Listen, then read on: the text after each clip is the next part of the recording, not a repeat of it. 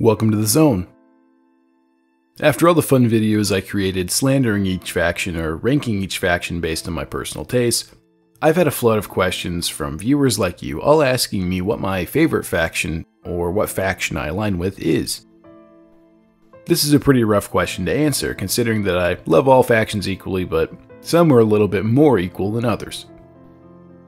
In this video, I'll finally give an answer and put to rest all of the questions that are burning in your mind. We're going to be going down the list and rating how likely I am to join each faction and what I think about them, as well as what faction is ultimately my favorite. Really, what determines my favorite faction is going to be the motivation or the goal that each faction has. The gear and aesthetics might be great, but ultimately if I don't like a faction's goal or I think that they're outlandish or unrealistic, they're just not going to be my favorite. But before we start, if you enjoyed the video, feel free to like and subscribe for more Stalker-related content.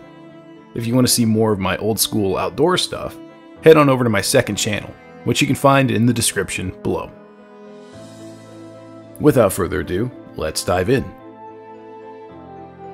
Starting off with our favorite not actually a faction, we have the Loners. Loners are always an interesting choice. You have no predetermined alliances or enemies. Simply stalkers who prey on you, and stalkers that are interested in helping you. In all honesty, if the stalker universe was real and people ventured into the zone searching for riches or adventure, the vast majority of them would be loners, and for good reason. For most of the other factions on this list, you have to have a really strong reason to join them. Loners are driven by personal goals and desires, and they simply happen to group up with others for a short or long-term gain and protection. There's no real grand design that they hope to achieve. They just want to see the zone, grab some artifacts and mutant parts, and have a good time. Obviously, many of these guys will end up dead in a day from the various threats that will eventually catch up to them, but I'm sure it's a fun ride. After everything that is taken into consideration, I enjoy the Loners quite a bit, and if they were a faction, they would certainly be a contender for my favorite. However, it's too easy to simply say Loners are my favorite faction when they themselves are not really a faction. The only reason they're a faction in the game is simply to group all unaffiliated Loners into one group. This makes friend or foe identification really easy. In a real-life scenario, Loners would simply be normal people. They wouldn't have specialized gear or flags or patches, they would just be normal guys grouped together and going about their business. The military makes a lot of sense to me. Being an agent of the state and sent into a particular place to maintain order is something that happens every day all over the world.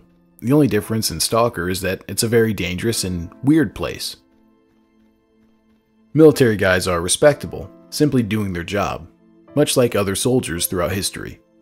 Their motivation is pretty airtight. They simply don't want to be thrown in Slavic Leavenworth for disobeying orders. And honestly, it makes a lot of sense.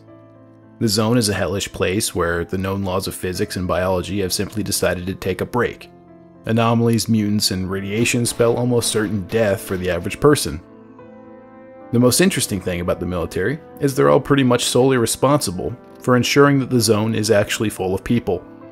Considering their low pay, they'll simply take a bribe in exchange to be let through the cordon. Making sure that people are protected from their stupid mistakes is a great goal, but ultimately, being Ukrainian RoboCop just isn't my vibe. Sure, I get it, but it's just not the thing that I personally look for. Duty is a faction that honestly has very good goals. The zone is a scary place, and the founding members of Duty were all military personnel who were left behind after an operation went south. These guys hate the zone and fear it, as they are some of the few who can remember the horrors of their helicopters crashing and their friends being mauled by mutant creatures, all while knowing that the higher-ups back home had no intention of sending a rescue party. They understandably deserted their posts and formed into a highly organized group of stalkers that are determined to contain the zone and stop its expansion. They're helpful to most stalkers and are completely justified in their beliefs that the zone is too dangerous to be allowed to expand. For the most part, they really don't hinder exploration or study of the zone, and they are some of the first to jump in and remove bandit squads when able. All of this makes Duty one of the factions that makes the most sense to join, especially if you've seen any of your stalker friends lost to the zone. The problem with duty is that they simply have no idea where to start. They're in over their heads, and at best, they can keep the local dog population in check while screaming at other factions for having fun. Comprised completely of scoundrels, degenerates, and gangsters, bandits are the guys that we love to hate. Gopnik scum will be Gopnik scum, and that goes doubly in an area where supplies are scarce. Most of these guys are fugitives from the law, or probably would be soon if they stayed in the outside world. They're just not capable of holding on a job or finding gainful employment, so they simply steal from those who are. It's a tale as old as time, really. There's only a couple types of bandits that actually make sense from my perspective, though. This first type is the gangster, being sent in by your boss to check out this wild new place, a place where people rant and rave about how much money can be made with artifacts and mutant parts. This would not be unexpected. Cornering the illegal artifact market could make you very wealthy, and having a presence inside the zone allows you to do that. The other type of bandit that makes sense to me would be the loner gone bad, a guy who goes to the zone, realizes he's in over his head, and soon takes to robbing his fellow stalkers to stay alive. Thievery and extortion are some of the oldest professions known to man, and it's very reasonable to assume that they would exist in an organized fashion. The bandit that makes no sense to me is the fugitive, or convict. I have no idea what the correctional system in Ukraine, Belarus, or Russia really looks like beyond the memes. I'm sure it's horrific. But running to the zone to escape justice doesn't seem to be much of a better prospect for people. You know there are terrible mutants, you know there's deadly anomalies. You probably don't know that you'll end up dead in a week, but you should have a pretty good idea. Some bandit backstories can make perfect sense and be really compelling and fun stories. But stealing and murdering my way through the zone just isn't my cup of tea, and for that reason, bandits are just not my favorite faction. Being a state-funded scientist and being in the zone makes perfect sense to me. There's no real need to justify your existence. Your job is to study the crazy stuff going on all around you and maybe try to get your name on a paper that wins the Nobel. Being in the zone legally and having government support and military protection would be very appealing to stalkers, as would the promise of getting a steady supply of work. As an ecologist, you actually have a chance to carve out a little life for yourself in the zone, and when and if you ever leave, you actually have something to put on your resume that you can use. Ecologists might not be the best at combat, or the most intimidating guys in the zone, but you can't help but love them. They do their jobs well, they're comprised of semi-normal people, and they won't stab you in the back at the first chance they get. This is probably the most reasonable faction to join if we look at things from a real-life perspective, which is probably why they're one of my favorites.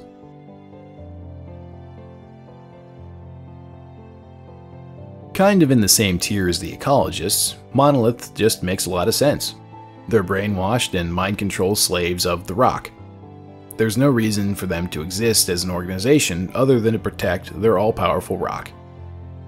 For this reason alone, they rank high on the factions I enjoy the most. And to boot, they have a pretty cool aesthetic, although it's almost baffling to me why they chose the near unobtainium camo pattern for their general purpose uniforms. As far as weapons and equipment, they have some of the best. There's no question of their dedication, no bribery, no hesitation. They simply do what they're commanded and don't think twice. While they check many boxes for me and I do enjoy them quite a bit, they're still not my favorite. The overwhelming drive and dedication to the Rock is a double-edged sword, as it reduces their personality and individuality to non-existent. While it has some great meme potential, you can only say "The Monolith" so many times before it's just not fun. While these guys are a fan favorite for most, they simply just don't do it for me, due to the aesthetics alone. The goal is sound enough. Probably one of the most noble goals and understandable out of any faction other than Monolith.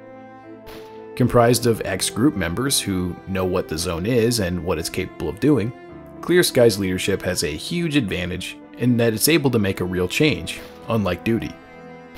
While Duty and Ecologists are stuck muddling through what makes the zone tick and barely scratching the surface of the true nature of the zone, Clear Sky is already in the process of figuring out how to stop its expansion, if not destroy it outright. They're capable, knowledgeable, and they have Scar, which is always cool. But again, for me, the aesthetic just isn't there. They're on my list of cool factions that I like to see and respect, but they just don't have the vibe. These guys are pretty much everybody's favorite faction, if not second favorite faction. They've got the gear, attitude, and understandable reasons for what they do. While other factions have some kind of ideological stance, a Merc simply is in it for the cold hard cash. Why else would you come from your home country to the zone? Similar to the Bandits, they're there for the most base of reasons, and this is completely understandable. Hardened veterans from war zones across the world would probably think the zone sounds like an easy contract. Although we don't really know who is pulling the strings behind the various Merc groups that operate within the zone, we can guess that their grand scheme involves money and power. While the Mercs have a very cool aesthetic, completely understandable motives, and just the cool factor, the simple, avaricious desires that Mercs display is not enough to keep me interested long term. The pay is great, but there's better things to die for. Well, you should have guessed it by now. Freedom is, generally speaking, my favorite faction out of them all. There's a few reasons for this, but mainly because Flecktarn is the greatest camo pattern that God ever gifted to mankind. It's simply the truth and there's no denying it. The entire vibe that Freedom gives off is really appealing to me, even though I don't even partake in special substances. Ultimately though, the reason I found Freedom so appealing is because of the attitude towards the zone and the organization of the structure itself. Trying to fight for free access to paradigm-shifting anomalies and never-before-seen mutants is a great cause, and the fact that Freedom is responsible for holding the barrier against the Monolith hordes is also quite cool as well. Overall, they have the motivations, they have the look, and most importantly, they have the vibe. So there you have it, guys. Like I said before, I love all factions equally, it's just that Freedom is a little bit more equal than others. If you enjoyed the video, feel free to like and subscribe for more stock-related content. Be sure to check out the Froge channel as well for all of my real-life content. Until next time, I'll see you in the zone.